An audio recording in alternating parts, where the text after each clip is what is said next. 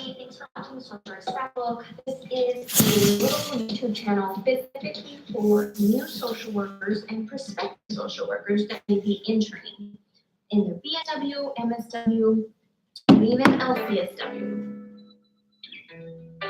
Today, I'm talking about something called ethical dilemmas. Your guiding moral principles cannot determine what is right and what is wrong. The ethical dilemma, in other words, is just when you're feeling stuck, when you do not know what to do. Oh, if you've never been in an ethical dilemma before, consider yourself somewhat lucky, whether it be itty bitty, and I'll give you some examples, or should you friend the client that sends you a friend request? I would say no, but I think that's crossing lines. Do I provide my business cell? Sure. Do I provide my office number? Sure. If they want to keep in contact, that doesn't bother me at all. If you have ethical dilemmas that you're going through now or you had in the past, I wouldn't mind looking at the ethical dilemma and kind of telling you what I would do, where I put in that type of situation, which I think helps a lot of social workers because we learn from each other's experiences. Because I know some people may have watched this video for straight answers on dilemmas. I'm being very general in this video because we never know what type of ethical dilemmas we're going to be faced with. Enter the National Association of Social Workers, NASW, Code of Ethics. So the Code of Ethics isn't somewhere that you go to that's going to give you the right and correct answer. It is simply a guide. And that's pretty much it. The social mission is very nicely laid out in the Social Work Code of Ethics. So are the core values of the social work profession, which are listed. And if you have time, I do recommend that you go through and read these. You're not feeling so stuck when ethical dilemmas do pop up. They don't pop up daily, but when they get you, they get you. Today I'm going to go over the 14 steps that NASW just go through. We are facing an ethical dilemma in the field of social work. I've also created a really nifty little PDF that you can print out and is in my blog. The first question is, why is this bothering me? And the second is, what is the primary dilemma? Then to make our own judgments upon the client that's sitting in front of us. Oftentimes, clients are making decisions, choices that aren't going to make sense in our personal mind. As a social worker, you have to approach it with a pretty biased lens. Let's just say that. And it can get very difficult. What is primary dilemma? And sometimes it can just red flags can start popping up out of everywhere. Our personal judgments, as I mentioned earlier, can start coming out. So then you move into questions 3 and 4, which are, is there an ethical issue involved? And if there is, who's being affected by the resolution? So it's good to kind of see who all the key players are and then who's gonna be immediately impacted. Then you want to ask yourself, what are the facts? And then going back to the values, what values are being challenged in this situation? Are some more important than others? Along with values, what ethical principles are being challenged and are some more important than others? Step number 8 is looking at all the options that are available. Are there any alternative courses that you haven't thought of? Out of all the options available or solutions, which one does the less damage to all persons involved? Step number 10 is, would you advise anyone else down this course of action in the future? Can it be universalized? You also want to review what the risks, what the consequences are of each alternative, and always keep in mind, what are your motives or anybody else's motives that may be involved? The last 2 steps are, am I being true to myself? You want to make sure that you're being authentic in session as often as possible. So is this true and authentic to who you are?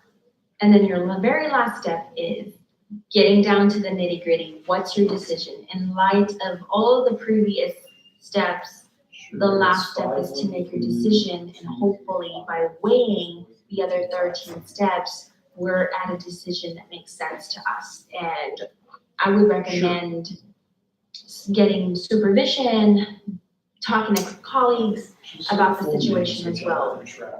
Oftentimes, ethical dilemmas do not give us the opportunity to consult or supervise. Sometimes we don't have all the time in the world to do those things, but that's what these 14 guiding steps are for. Subscribe if this video helped you at all, or if you're interested in watching more videos or more about applying social work.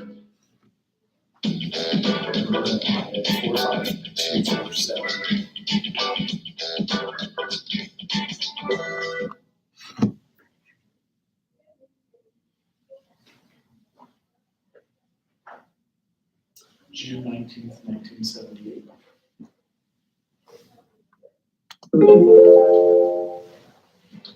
Guys, thanks for tuning in. My name is Lauren, and you're watching Social Work Scrapbook. Correct. If you're new, this channel is for new and aspiring social workers, so I think you're in the perfect place.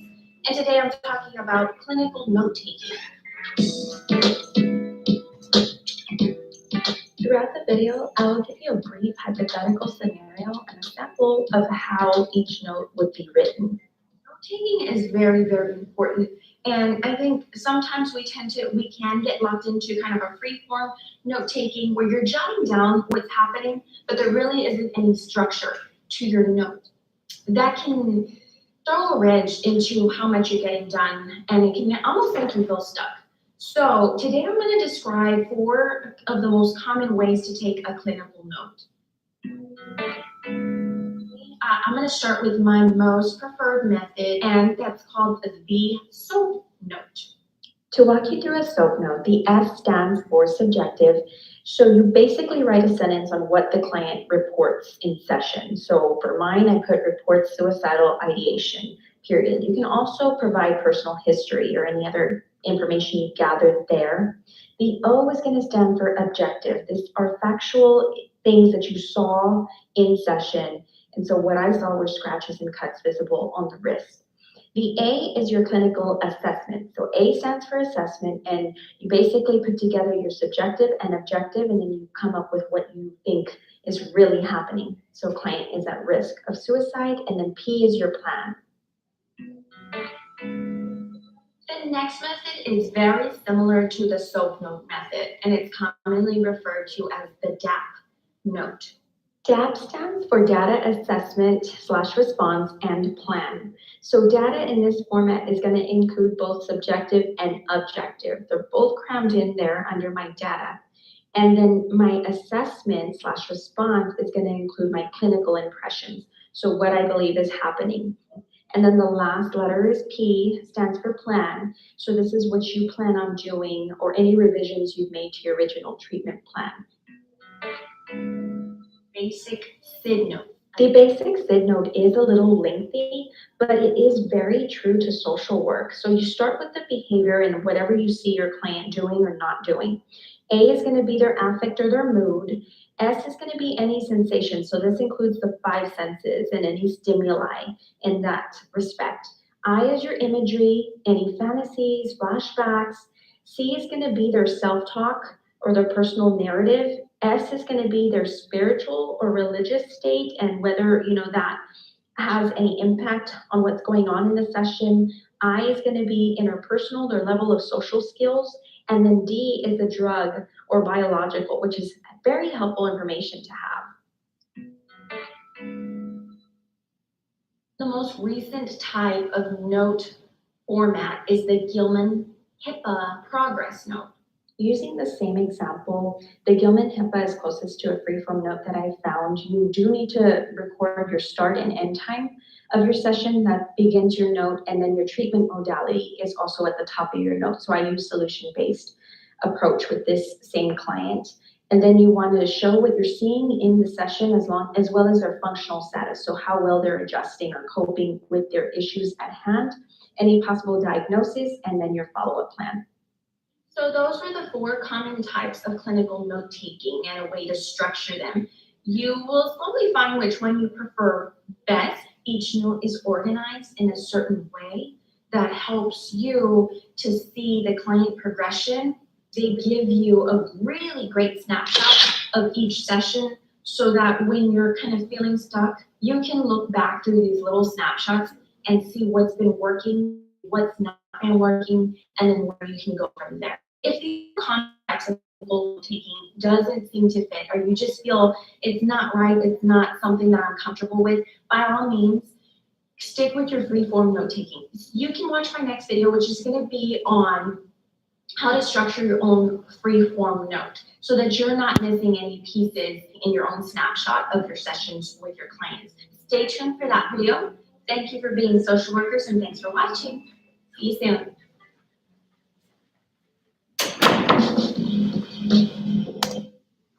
All right, welcome everybody. Hey, Bianca, Kamira, let's see if I can get, I wanted to finish the second half that had legal and ethical, but I've got the cord in my way.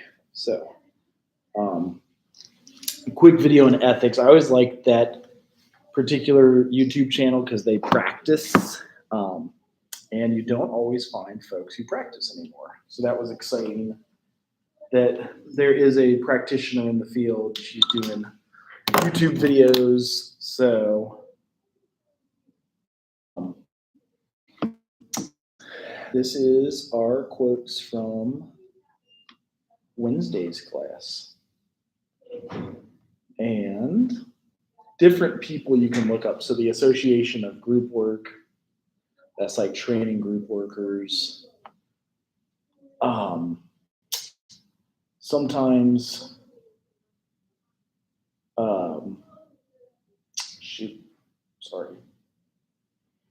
Sometimes folks go to the Association for Specialists in Group Work. So best practice guidelines. Hello, how are you? You got the ACA Code of Ethics and Ohio Counselor, Social Worker, Marriage and Family Therapy rules. So there's like lots of rules governing how you do your ethical things with when you lead a group. Most important being, let me see here for a second.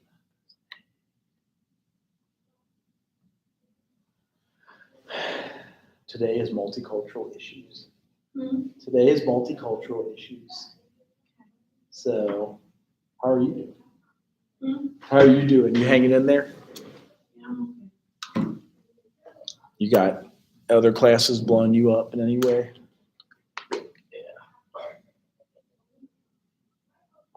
Or the significant other blowing you up enough that your phone's going to die. And you're like, come on, quit texting. Just slow it down. What's that? Oh, okay, that's, sometimes it's good, sometimes it's crazy. I know during gosh, it's so different now. I was just about to say. So even like groups, I want to connect it back to our groups class. And so many things are online. They even do counseling online now. Like they got BetterHelp, they got all these ads. Meeting people is so much more online too. And like, I think once I did one of the singles websites in like 04 or 05, it was fine, but it just doesn't seem to do it for me. And it seems like nowadays they have all these different apps like Christian Mingle, Tinder, Grindr, Catholic Singles, all of the above. And it's like all these different people get on there. It's just different since the pandemic. It's weird. I think it's weird. It's so crazy that at one point it was no internet and everybody just met each other. Everything was so much more. We passed notes. It was kind of funny because like we would pass notes, and in high school we would even like grade school. I didn't have texting until it was graduate school. So in 2003, I got a text message from a girlfriend. She's typing to me on my phone. That was weird, you know what I mean? And I learned how to roll with it, but it was kind of interesting to do that. We didn't have wireless internet until 04, and I bought like a laptop like this, and it was just weird to have it in class. And yeah, now you guys even have access though to do remote work.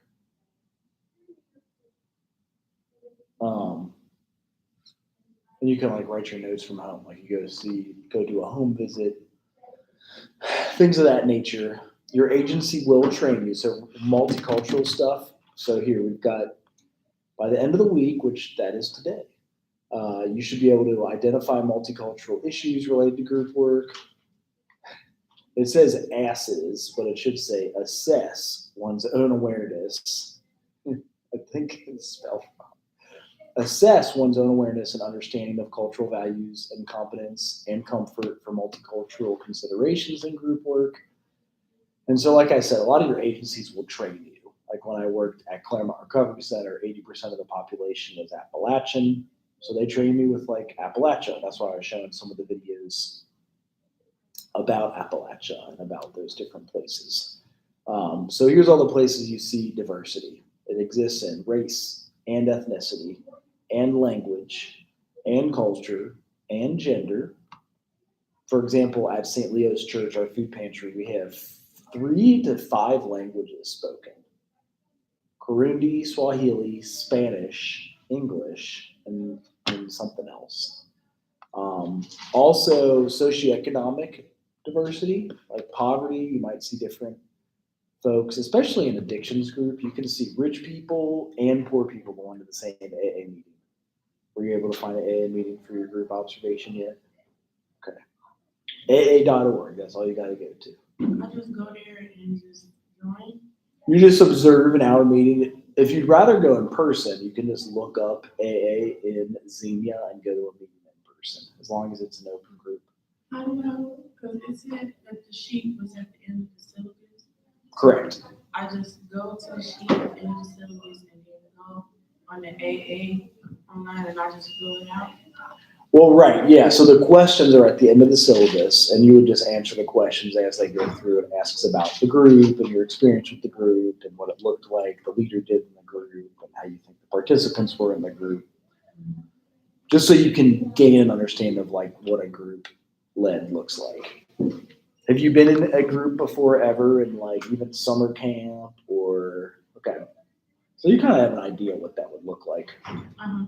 Anything mental health before, or I mean, obviously that can be confidential, but it's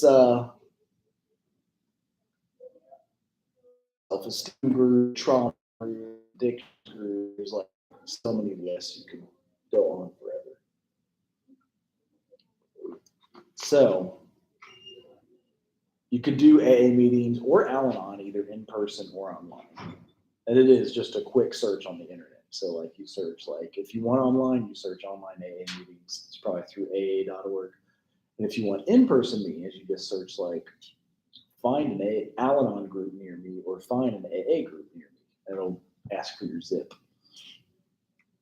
And yeah, you observe, make sure it's an open group so anyone can go, not just alcoholics. That's kind of how they say. And I don't gotta speak. no, at worst, they would have you introduce your name and you can say you're observing for a class. That's the worst that would happen. They have students all the time. They made us go when we were students, you know, like it's a normal graduate school assignment, like just to see how the 12 steps work, because it's such a amazing recovery, like all over the world that people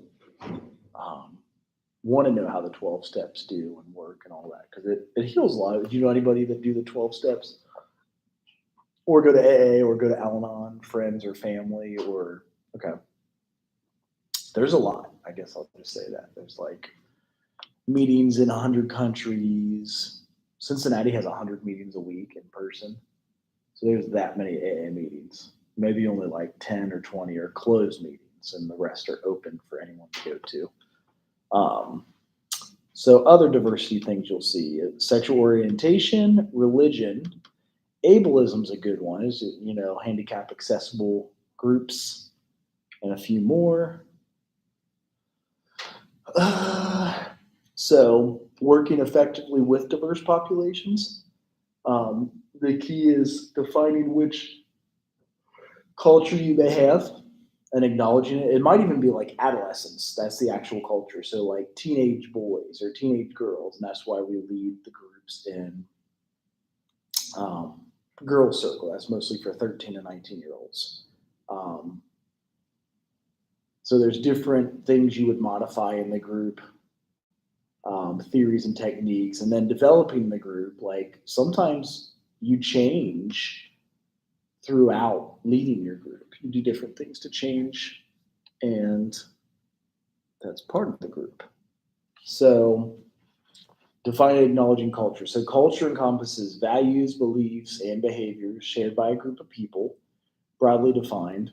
Culture takes into consideration demographic variables, so age, gender, residence, status variables, so like social, educational, and economic, and affiliations, and then formal and informal groups. And then the diversity component here is good group counselors are able to explore the impact of cultural factors on all of their clients and all aspects of their lives. They're diversity competent in areas of beliefs and attitudes, knowledge, skills. So like you're able to tell if socioeconomic status isn't of the highest variety with some of your clients, that you're not going to go tell them to buy $100 book for the group. You're not going to have them go drive somewhere as your homework for the group. You're going to give them stuff that they can do within their money range. So it could be some dimensions of culture. It could be surface dimensions like music or food. For example, is there any food that is like specific to your family that you guys are like, oh my God, I love that. That's the best ever. Grandma makes it the bomb. Her cooking on Thanksgiving is the bomb. I got to get that recipe and use it forever for my kids and my kids' kids. It just depends on what it is. Chicken or for Germans, it's like sauerkraut. Those are like our greens. Sauerkraut is like the pickled cabbage. And it's supposed to keep you healthy. It smells. Sometimes collard greens, if you cook them right. Sometimes, what else? It really just depends on what it is. Even a Thanksgiving meal, you know what I mean? Is that's like specific to the American culture. Mm-hmm. And whatever you normally have at Thanksgiving, if there's something that's like. Usually my Thanksgiving is a little different because my family, my mom, side of the family, like my auntie usually makes the food, like make some of the food and stuff. Mm-hmm. This Thanksgiving was over at my house, so my mama made a little bit of the stuff, and then everybody else brought everything over. My mom's side, everybody else brought everything over. My TT and my older cousin and stuff like that. So my Thanksgiving usually is like non-Thanksgiving stuff that's there. Mhm. It's not like just turkey and dressing or like turkey dressing, greens, macaroni, and stuff. Like that's not all it is. Like we had oxtails and Mm-hmm. all that stuff. Like it was a bonus. Pecan pie or pumpkin pie or. Yeah, we had sweet potato, we had apple. Yes. Cherry. There's a lot going on. So that's some of the like visible ones, like when you consider culture, like it could be diet, food, music you listen to, things that you enjoy. It could be faith and religion and values, like maybe you celebrate Christmas because it's the consumerist holiday, or maybe you like go to church and know that Jesus was born then, and everybody has a different experience with Christmas. It could be language or even family structure, visible stuff, race or gender, and then question marks are after that because even that is fluid. And then invisible is ethnicity, sexual orientation, and social class. So those are the things to consider. Some of the things like the new speak for some of these is folks will talk about instead of calling people he and she, they might use they and them because in 2023 you just want to be cautious. So, oh yeah, there was, I don't know if the video would work anymore, but there's a few of these videos that we would watch when we led this class, just like what groups would look like. Oh, it is on Alexander Street. I remember that. I might not have access to it anymore. So let's see. Alexander Street.